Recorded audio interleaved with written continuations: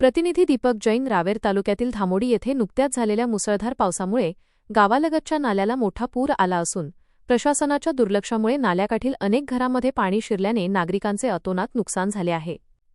घरातील संसारोपयोगी साहित्य, धान्य, कपडे आणि इतर आवश्यक वस्तू पाण्यात भिजल्यामुळे अनेक कुटुंबांसमोर मोठे संकट उभे ठाकले आहे. विशेष म्हणजे पावसाळा सुरू होण्यापूर्वीच सामाजिक कार्यकर्ते दीपक जैन आणि रवी मेढे यांनी ग्रामपंचायतीकडे लेखी निवेदन देऊन तातडीने नालेसफाई करण्यात यावी अशी मागणी केली होती.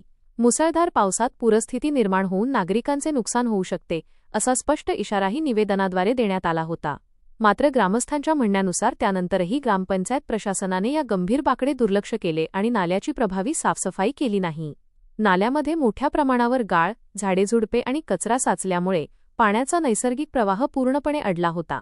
मुसळधार पाऊस झाल्यानंतर नाल्यातील पाणीपातळी झपाट्याने वाढली आणि पाणी पात्राबाहेर पडून थेट नाल्याकाठील घरांमध्ये शिरले.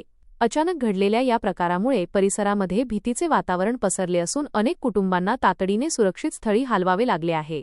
या भीषण पूरस्थितीनंतर ग्रामस्थांमधून तीव्र संताप व्यक्त होत असून प्रशासनाने तातडीने नुकसानग्रस्तांच्या घरांचे पंचनामे करून त्यांना योग्य ती आर्थिक मदत द्यावी अशी मागणी केली जात आहे.